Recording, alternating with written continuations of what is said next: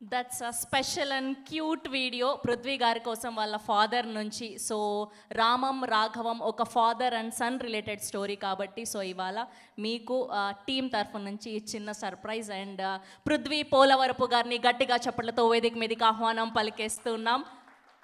పృథ్వీ పోలవరపు గారికి పైసా వసూల్ సినిమాగా ఈ రామం రాఘవం నిలవాలని మనస్ఫూర్తిగా కోరుకుంటూ ఉన్నాం. Yes please.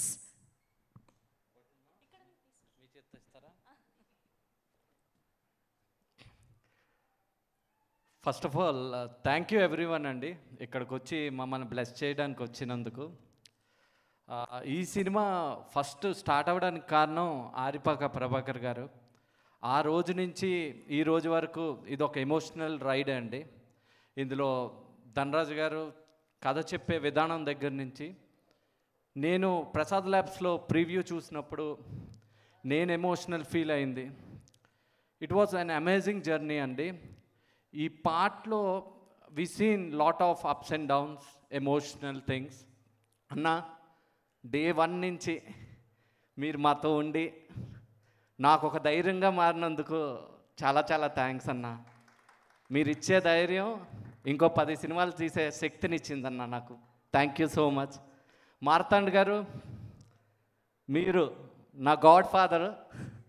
మీరు చాలాసార్లు నేను వెళ్తున్న డైరెక్షన్ కరెక్టా కాదా, ఎలా చేయాలి, ఎలా ఉండాలి అని నాకు చెప్పినందుకు చాలా చాలా థ్యాంక్ యూ అండి.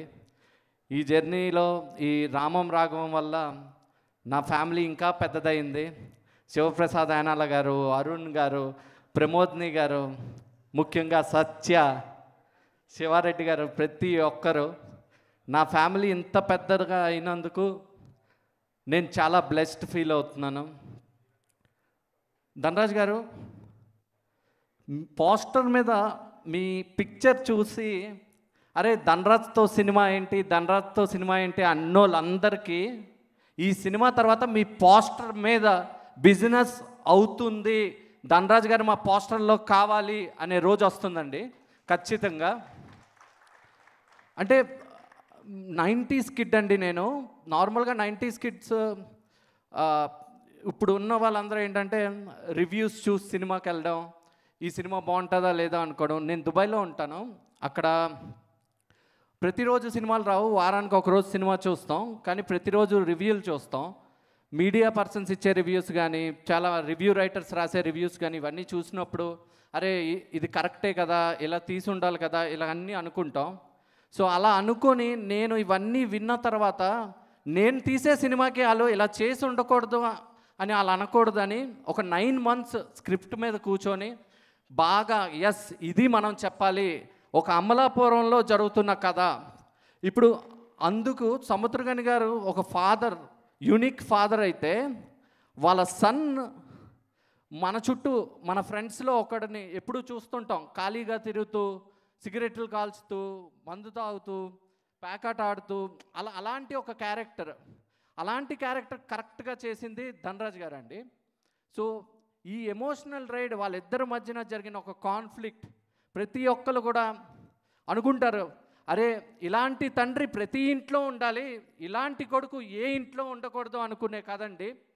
నేను ఇప్పటికీ చెప్తున్నా, ఈ సినిమాని మీరు చూస్తే ఇది ఒక ఎమోషనల్ పిల్ అండి. అంటే మనం తలనొప్పి వస్తే ట్యాబ్లెట్, ఇంకో దానికి ట్యాబ్లెట్ అన్న మనకి ఎమోషన్స్ తక్కువ అయిపోతున్నాయి. ఇలాంటి సినిమా చూసినప్పుడు ఎస్ మా ఫాదర్కి నాకు ఒక మిస్అండర్స్టాండింగ్ ఉంటే ఈ సినిమా చూసిన తర్వాత వెళ్ళి ఫాదర్ని హక్ చేసుకొని నాన్న సారీ అని చెప్పే సినిమా ఇదండి. ఇలాంటి సినిమాని నాకు ఇచ్చినందుకు, ఇలాంటి రైటింగ్స్ ఇచ్చినందుకు శివప్రసాద్ గారికి, ధనరాజ్ గారికి, ముఖ్యంగా ప్రభాకర్ గారికి, ఆయన లేకపోతే నేను లేను. ఈ సినిమాకే కాదు నేను ఇంకా ఎన్ని సినిమాలు చేసినా ఆయన ఉంటారు, ఆయన వల్లే ఈరోజు నేనున్నాను. మీ అందరికీ ముఖ్యంగా ప్రతి ఒక్కరికి వాళ్ళ ఫాదరే హీరో, నాకు మా నాన్నగారే హీరో. అలాగే ఈ రామం రాఘవంకి సముద్రగాని అన్న హీరో. అన్న మీరిచ్చే సపోర్ట్, మీరు మా వెనకాతలు నిలబడడం వల్ల ఈరోజు మీ అందరి ముందు ఇంత హ్యాపీగా, ఇంత నవ్వుతూ హ్యాపీగా రిలీజ్ చేయగలుగుతున్నాను. Thank you so much. ఈ సినిమాని చూడండి ఆన్ Feb 21st. ఇది హాంట్ చేస్తుంది. అంటే చాలా సినిమాలు వస్తాయి, మనం థియేటర్ నుంచి బయటకు వచ్చాక మర్చిపోతాం, లేదా నైట్ పడుకున్నప్పుడు మర్చిపోతాం. ఇది ఒక 2-3 రోజులు మీ మీద ఉంటుంది, మీ భుజాల మీద ఉంటుంది. ఖచ్చితంగా మీరు మీ ఫాదర్కి ఫోన్ చేసి మాట్లాడతారు, లేదా మీ ఫాదర్తో వెళ్ళి మళ్ళీ సినిమా చూస్తారు. That is Ramam Raghavam. Thank you each and every one. Thank you so much. Thank you.